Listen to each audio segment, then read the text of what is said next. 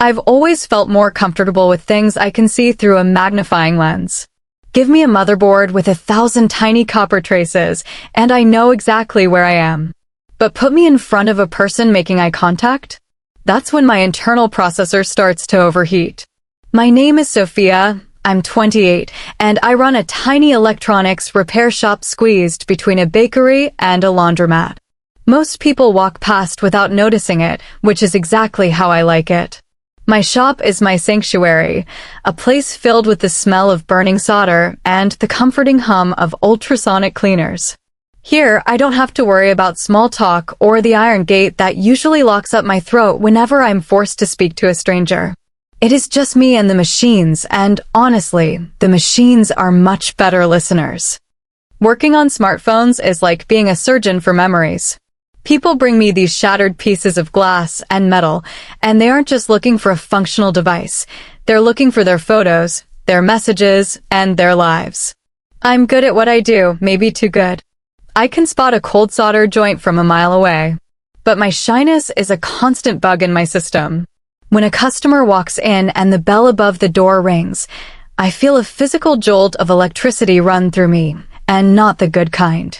I usually keep my head down, pretending to be deep into a complex board repair, hoping they'll just leave the device on the counter and fill out the intake form without wanting to have a full-blown conversation about the weather. I just want to help, but the social part of the job feels like trying to run heavy software on an outdated processor. Last Tuesday, the bell rang with a heavy, rhythmic thud. I didn't look up immediately, focusing my eyes on a microscopic capacitor I was trying to nudge into place. I could feel someone standing there, waiting. The silence grew heavy, the kind of silence that makes my skin itch and my thoughts start to scramble. I finally risked a glance and saw a man in his 50s, looking exhausted and desperate. He wasn't holding a phone. He was holding a plastic bag filled with charred, twisted wreckage. It looked like a smartphone that had been through a war zone and then run over by a tank. My heart started that familiar, frantic racing. I wanted to tell him it was a lost cause before he even spoke, but the words felt like they were made of lead, sitting heavy at the bottom of my lungs. The man pushed the bag across the counter, his hands shaking slightly. He told me it was his daughter's phone. There had been an accident, a fire, and this was the only thing left. He didn't care about the hardware. He just wanted the voice recordings. His daughter was an aspiring singer, and her last original songs were locked inside that melted silicon. I looked at the wreckage and then at him. I could see the grief in the lines around his eyes, a depth of pain that made my own social anxiety feel small and selfish. I wanted to say something comforting, something professional and reassuring, but all I could manage was a stiff, jerky nod. I felt like a broken robot. I reached out and took the bag, my fingers brushing against his, and I flinched. I felt the heat rising in my neck, that deep crimson stain of embarrassment that I can never hide. I took the bag to my workbench and emptied it out under the bright LED lights. It was a disaster. The outer casing was fused shut, the battery had expanded and leaked, and the charging port was a blackened crater. Any other shop in the city would have laughed him out the door or told him to call his insurance. But as I started to carefully pick away the melted plastic with a scalpel, I felt a strange sense of purpose that I hadn't felt in a long time. This wasn't just a repair, it was a rescue mission for a father's last connection to his child. I spent hours in total silence, the only sound being the scrape of my tools and my own shallow breathing. I had to bypass the entire power management system and tap directly into the NAND flash memory chip. It was the digital equivalent of a heart transplant in the dark, and my hands, usually so shaky in public, were perfectly still. The sun began to set, casting long, orange shadows across my workbench, but I didn't turn on the overhead lights. I preferred the focused glow of my task lamp. It felt like a spotlight on the only thing that mattered. As I peeled back a layer of scorched shielding, I realized the damage was even deeper than I thought. The heat had warped the board itself. If I tried to power it up normally, the whole thing would short out and erase the data forever. My throat felt tight, not from my usual shyness, but from the sheer weight of the responsibility. I had to perform a chip swap, moving the memory chip to a donor board. It was a high-stakes gamble. If my hand slipped by even a fraction of a millimeter, those songs would be gone into the ether. I took a deep breath, trying to steady the frantic rhythm of my heart. I found a matching donor board in my bin of spare parts. It was pristine, a stark contrast to the blackened lump on my mat. The process required heat, but just the right amount. Too little and the chip wouldn't budge. Too much, and I'd fry the delicate internal circuits. I adjusted my hot air station to exactly 340 degrees and began to hover over the memory chip. My mind started to wander to the man's face, the way his voice had broken when he mentioned his daughter. I usually avoid thinking about people while I work, but this time, the human element was the fuel. I felt a bead of sweat roll down my temple. I didn't dare wipe it. I watched the solder go shiny and molten under the heat, a tiny silver sea surrounding the island of data. With a pair of ultrafine tweezers, I lifted the chip. It felt lighter than air. I moved it toward the donor board, my vision tunneling until all I could see were the tiny pads waiting to receive the chip. I aligned the corner mark, my heart thumping against my ribs like a trapped bird. I lowered it. The tension was so high I felt like I was holding my breath for an eternity. Once the chip was seated, I applied the heat again, watching it settle into place with a satisfying microscopic click. I turned off the air station and just sat there in the silence of the shop. I wanted to celebrate, to scream with relief, but I was still alone with my machines. The real test was yet to come. I needed to see if the data was actually readable. I connected the donor board to my diagnostic computer. My hand hovered over the mouse, trembling. This was the moment of truth. If the chip had survived the fire and my surgery, the folders would appear. If not, I'd have to tell that father I failed him.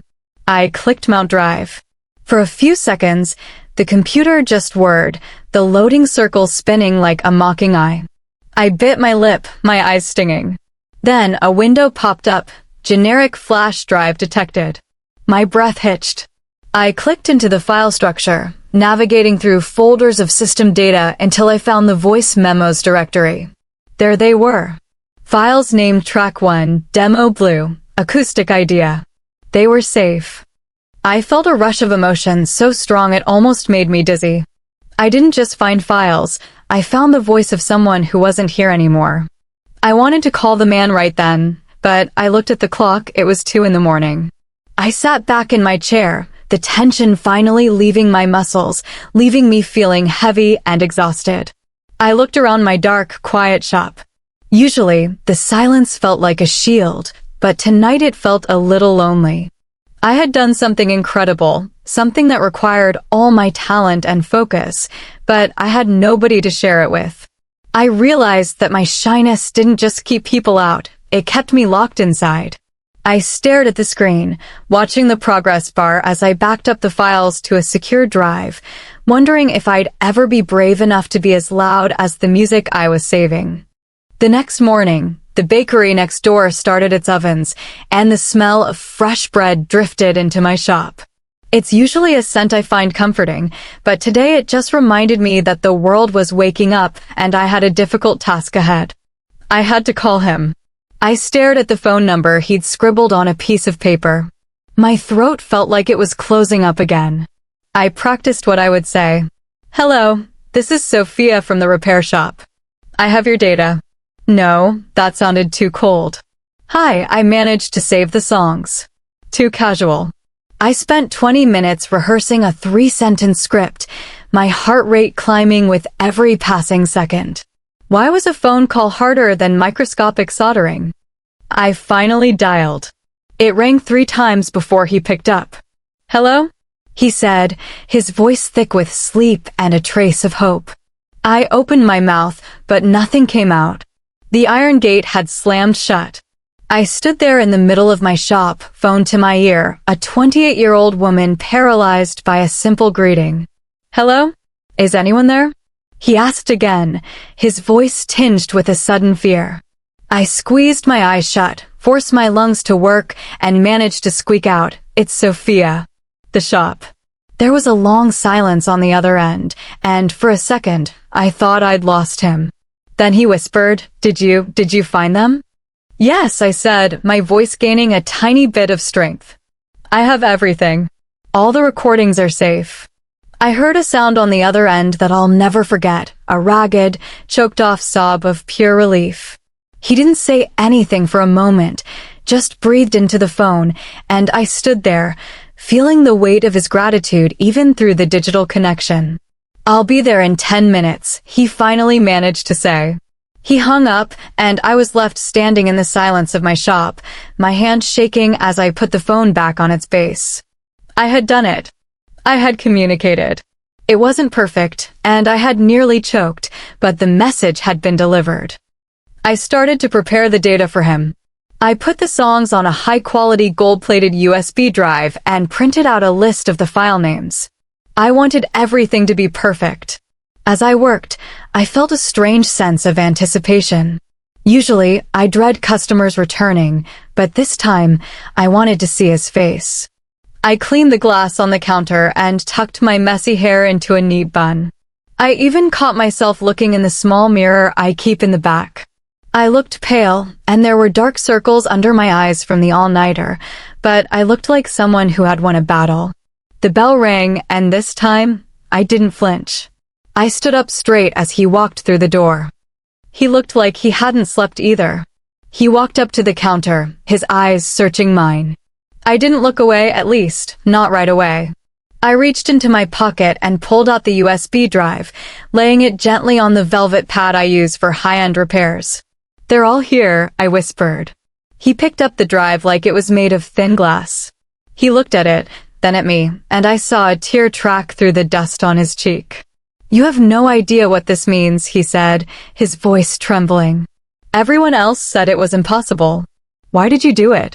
I felt the heat rising in my face again, the old shyness trying to pull me back down. I looked at my hands, then back at him, and said the truest thing I could think of. Because some things are too important to be lost. He didn't leave right away. He asked if he could listen to one, just to be sure. I felt a surge of panic. Listening to something personal with a stranger was way out of my comfort zone. But I couldn't say no. I plugged the drive into my shop speakers, my hands fumbling with the volume knob. The first few seconds were just the sound of a guitar being tuned, and then a voice filled the room. It was a girl's voice, clear and hauntingly beautiful, singing about the rain in a way that made my chest ache. The man closed his eyes, a small, broken smile appearing on his face. I stood perfectly still, my back against the shelves, feeling like I was intruding on a sacred moment, yet I couldn't look away. The song ended, and the silence that followed was different than the silence I was used to. It wasn't empty, it was full. The man opened his eyes and looked at me, and for the first time, I didn't feel the need to hide. "She would have liked you," he said softly. She was quiet, too. She used to say that the best things happen in the spaces between the words. I felt a lump form in my throat, a thick, heavy feeling that had nothing to do with anxiety. I just nodded, unable to trust my voice.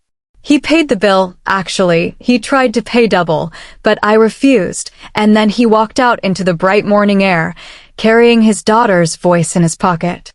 After he left, the shop felt quiet in a way that made me restless. I picked up a soldering iron, then put it back down. I tried to organize my screwdrivers, but my mind was elsewhere. I kept thinking about what he said, about the spaces between the words. I've spent my whole life trying to fill those spaces with fear or trying to avoid them altogether.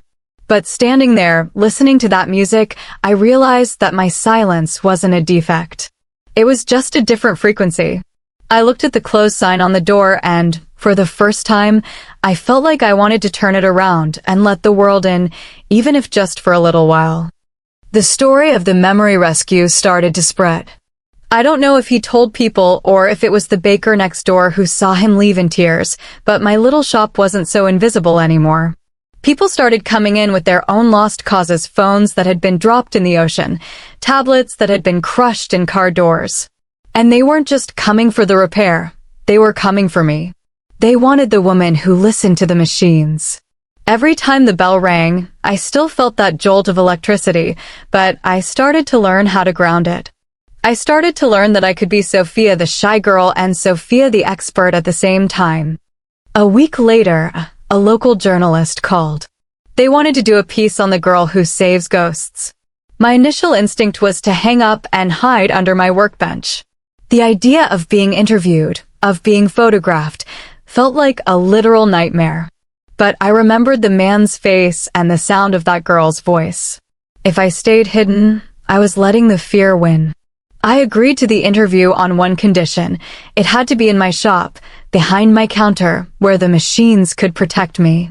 As I hung up the phone, I realized I was 28 and finally starting to grow into my own skin. It was uncomfortable and it was terrifying, but for the first time, I wasn't running away. The day of the interview, my hands were so cold they felt like ice. I had spent the morning triple-checking the shop's organization, making sure every flex pen and spool of wire was in its exact place.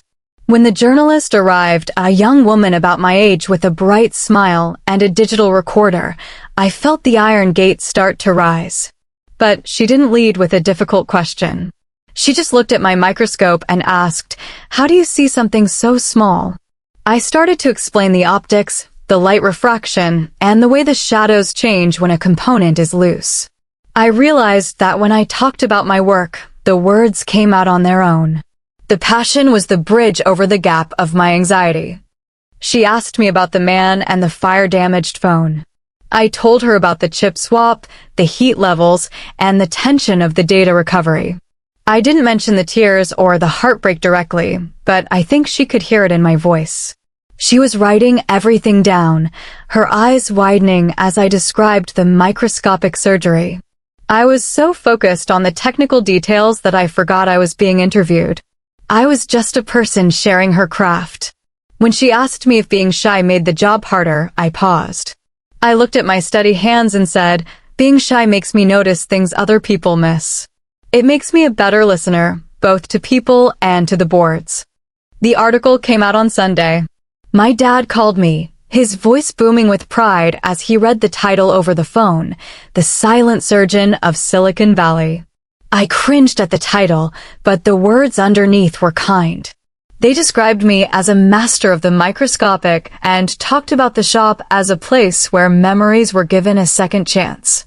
Business exploded after that. I had to hire an assistant just to handle the intake forms so I wouldn't have to talk to everyone who walked through the door. I chose a girl named Elena who was as loud and cheerful as I was quiet. She became my human shield, and in return, I taught her how to solder. Working with Elena was a challenge at first. She was a whirlwind of energy, always humming and telling stories about her weekend. I spent the first month mostly nodding and keeping my eyes on my work. But slowly, her energy started to rub off on me. I found myself laughing at her jokes, and sometimes I'd even tell a short story of my own. I realized that I didn't have to be fixed. I didn't need to become a social butterfly to be a part of the world. I just needed to find my own rhythm. The shop became a place of balance, Elena's chatter in the front, and my focused silence in the back. One afternoon, a teenager came in with a broken screen. He was looking at his shoes, his voice barely a whisper as he tried to explain what happened. I saw the familiar tension in his shoulders, the way he was trying to make himself as small as possible. Elena started to talk to him in her usual bubbly way, but he just retreated further into his hoodie. I stepped out from the back, walked to the counter, and gently took the phone from his hand. "Don't worry," I said, my voice soft but clear. "I speak your language. I'll have this fixed in an hour." The kid looked up, and for a second, we had a moment of pure, silent understanding. I realized then that my shyness was a gift. It allowed me to see the people who felt invisible. As the months went by, Sophia's micro-repairs became a landmark in the neighborhood. I still struggled with large groups, and I still preferred the company of a broken motherboard to a crowded party, but the iron gate didn't slam shut as often as it used to. I started to realize that my shop wasn't just a place for electronics, it was a hub for the community. People would stop by just to say hello to Elena or to drop off old gadgets they thought I might want for parts. I felt like I was woven into the fabric of the street. I wasn't just a shadow anymore. I was a person with a name and a place. The older man from the fire came back one more time. He didn't have a broken phone. He had a CD. It was his daughter's finished album, compiled from the recordings I had saved. He handed it to me, his eyes bright. "I wanted you to be the first to have it," he said. "Without you, this wouldn't exist." I held the disc in my hands, feeling the weight of it. That evening, after I closed the shop and Elena went home, I played it on the high-end audio system I'd built for the shop. Her voice filled the space again, but this time, it sounded triumphant. I sat in my chair, the soldering iron cooling on its stand, and I felt a sense of peace that I couldn't describe. I started to think about the future. For a long time, my only goal was to survive the day without having an embarrassing social interaction. But now, I wanted more. I started planning a workshop series, teaching other shy people how to repair their own tech. I figured if we were all busy working with our hands, we wouldn't have to worry about the awkward silences. I spent weeks writing the curriculum, my excitement overriding my fear. I realized that when you have something to give, the fear of being seen starts to fade into the background. The first workshop was a disaster in the best way possible. 5 of us sat around a table, all staring at our tools, nobody saying a word. I started by showing them how to identify a blown fuse. Slowly, the questions started coming. Is this supposed to be this color? Why is my hand shaking? We laughed together at our shared nerves. By the end of the 2 hours, we hadn't just fixed 5 radios. We had built a small, quiet community. I looked around the table and saw myself in every one of them. I felt a surge of gratitude for my 28 years of struggle because it led me exactly to this moment. Now, when the bell rings, I still feel that little spark of anxiety, but I just smile and keep working. I know who I am. I am Sophia. I am a daughter, a teacher, a friend, and a master of the microscopic. My voice might be quiet, and I might still prefer the back of the shop to the front of the stage, but I am no longer lost in the spaces between the words. I have found my frequency, and it is clear, steady, and strong. I pick up my tweezers, lean into the microscope, and get back to work. There are memories to save, and I'm the only one who can hear them calling.